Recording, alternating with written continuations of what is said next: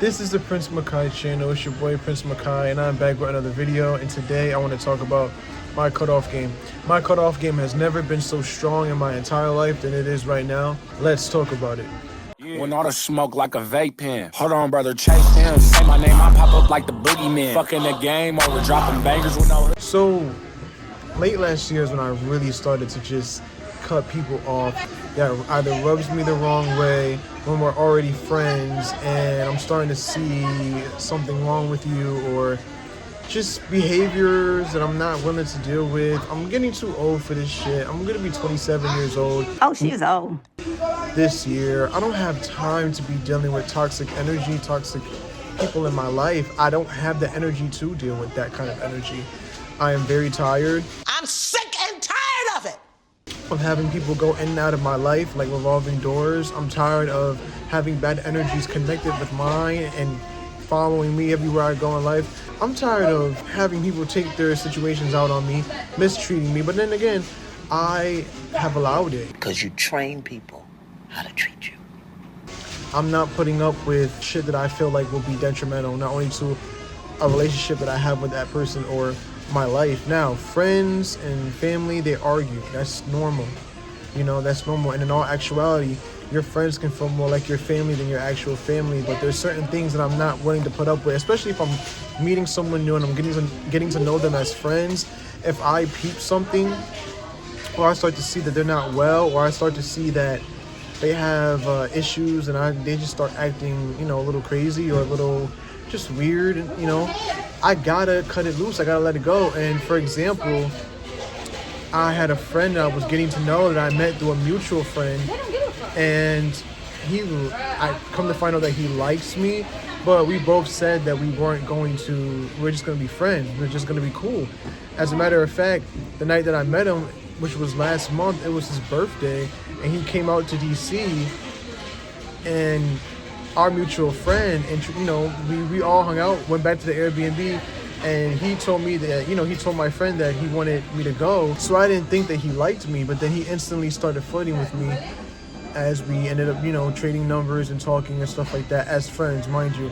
And then all of a sudden, you know, I told him that I was gonna call him, and he says, okay. I didn't end up calling him at the time that he wanted me to, literally before he got his hair done, or a couple hours before, but I was doing something, so by the time I called him, it was probably like an hour before. He didn't answer.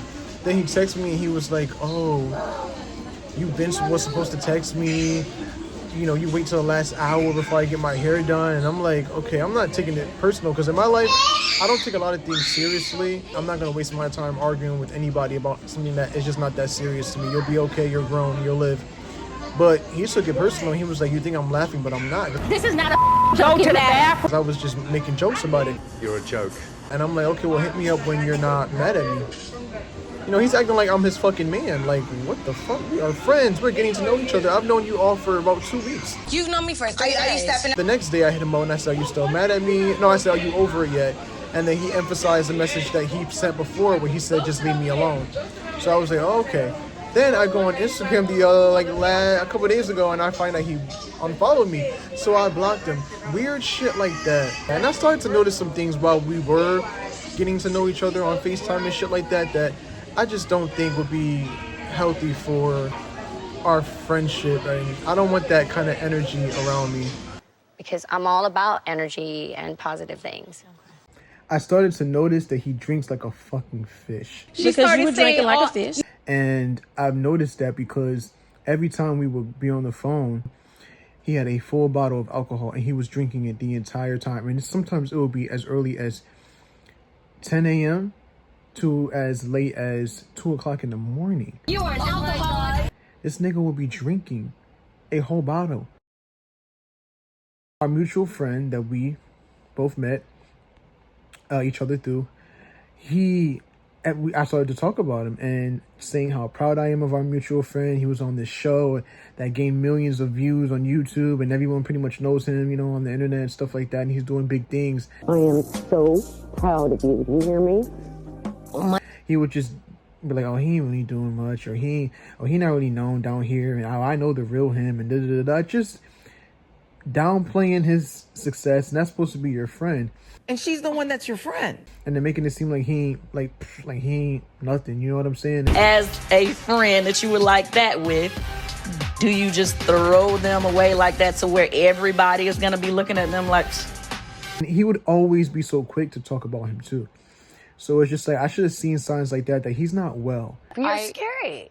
Him telling me, you know, he doesn't really have any friends like that anymore. He had to cut it. When you have to cut everybody off in your life, then there's something going on. When you don't have no one, like not even a few, there's something wrong with you. Like you're the problem. So I started to notice that too. And like I said before, cutoff game is too strong. And as soon as he did that and, you know, was acting like I was his man when I wasn't, like you're going to get mad at me because I didn't call at the time that I said I was going to call. Yeah, you're a little strange and you got to go. I don't have the time or the luxury to deal with anybody's mental problems. And I'm glad people are doing this early on, very, very, very early on, because I get to cut it off right then and there. I had a coworker that was, you know, in December starting to get to know, and I found out he's the narcissistic, covertly insane, sociopathic person. The guy was threatening to have our manager beat up or confronted by his family if he got fired. And I'm like, first of all, she's a woman. And second of all, you're 29 years old. Then also, he would be drinking like a fucking fish. Every time I go to his house, he would down a bottle, drunk out of his fucking mind. Is wasted out of her mind. And then wake up and be fine. And then make up a lie and say that you heard that I was in cahoots with the manager to get you fired. I never called and tried to get you motherfucking fired. Like, what the fuck? And then the reason why I found out he got fired, this whole time he's acting like he didn't do anything. You got caught smoking in the bathroom. We went out one time. He started acting erratic in the club. People were pushing us through because, you know, the club that I like to go to gets very packed. And I gave him a lecture about how the club is and it's going to be crowded and people are going to bump into you, but it's not on purpose. It's not to be obnoxious. He started to go off as soon as they started to do that and wanted to leave and stormed out the club. And I was upset because we only had been there for like 40 minutes. Like, Goes my night. Like, I just started to notice some things. He put blood on his wall and then text me that same day. He was going off on me like, you got me fucked up. You put this shit on my wall. And I found out why his friend kicked him out. You know what I mean? I didn't find out the specific reason, but I mean, you're crazy. It's not just, oh, out of nowhere, he just decided he didn't want me to stay there anymore. You're fucking nuts. They cannot trust you. I'm glad people are showing me that they are cuckoo in the head because my cutoff game is so strong. Boom, you're done. You're out. You're X'd out. You are, like Beyonce said, All of the bad seeds are now out of Destiny's Child. This is the Prince Makai channel, and thanks for watching. Peace.